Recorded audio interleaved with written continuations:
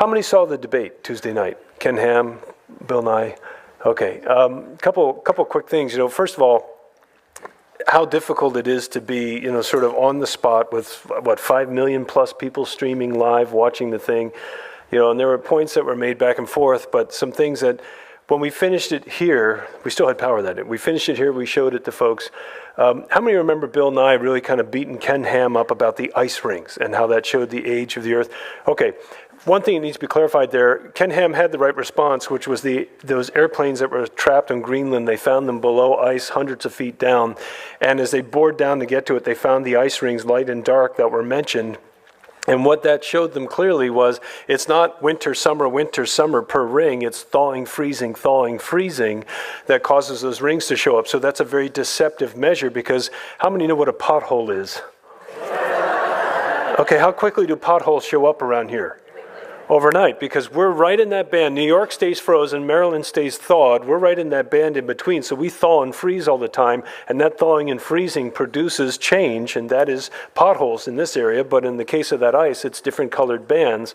So that was a fallacious or wrong, false argument used by Bill Nye to try and counteract, because we know, we've done the research, it's absolutely wrong. It was a wrong piece of information to try to offer. How many remember that serpent thing he showed? They claimed was, hey, look, we found this form up in Canada climbing around the swamps. How many saw that? Okay, what did they present as their evidence? A head. What did the artist draw? A full-length body with lobes in the back that articulate to get on the land, with skin color, skin texture, and habitat. Does that dead head tell you those things?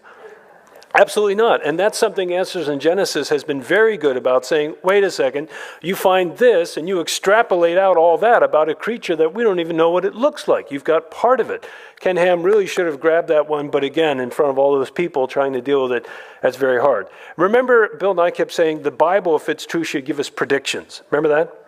Okay, here are some very important ones. The book of Job, there God said to Job, have you seen the springs of the sea? It took us until 1977 to get the submarine technology that was able to get so far down into the bottom of the ocean, we finally found those freshwater springs. They're there, as the book of Job told us, but we had to wait till 1977 to verify it. Another thing, in Isaiah, it said, there the Lord sits upon the circle of the earth. What did they say for hundreds of years? The earth was flat, but if you read the book of Isaiah, you knew it was a circle upon the earth and that it wasn't flat. Job said he sets the earth upon nothing. What did we find once we got out of the atmosphere? We are floating in space. So these are things easily predicted by the Bible that science had to much later catch up and confirm. Also, from the flood, it tells us that they landed on the mountains of Ararat, and then from 8 human beings came again everybody on this planet. That was also predicted in the sense that in your DNA, outside of the nucleus of your cell, you've got the mitochondrial area. There's mitochondrial DNA. Ladies, you inherit it from your mother. They've done studies to figure out the migratory pattern of women based on mitochondrial DNA, and it matches exactly coming out of the mountains of Ararat area, that central part of the Middle East, and goes all over the world. Similarly, the same thing with Y chromosome studies, which men you inherit from your fathers. So that prediction of everybody spreads out from this area in the world is confirmed by science. Ken Ham knows that, but again, when you're in front of 5 million people online streaming, it's pretty intimidating to quickly just get these things off top of your head.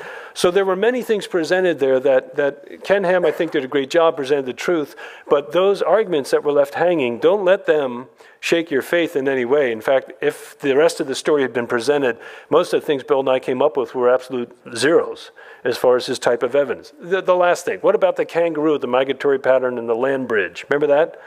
Off the edge of the continent is the continental shelf. How many understand that from looking at a sea map? That continental shelf is where the oceans used to be. That's the old beach. After the flood, when those things that had frozen, the weather patterns changed as they got established, those glaciers would recede, they would melt. We most definitely had a mini ice age, but not millions of years long. A short period of time where that would recede, it would melt, and the oceans would rise. If you drop the oceans today 150 feet, you get land bridges all the way down through Southeast Asia. They're there. But that again was something that when you're on the cuff, off the cuff there in front of all those people, probably very hard to explain. So those kangaroos he wondered about, where did the fossils come from? The flood. The migration of those kangaroos would be after the flood. And if a kangaroo were dying while migrating, how much food source is there? Very little. What's going to happen to that dead carcass? Gone. What happens if your dog dies in the backyard and you don't bury it? There'll be virtually nothing left. So it's very easily explainable if you considered the context of his argument. But again, live on TV, trying to do it, very difficult.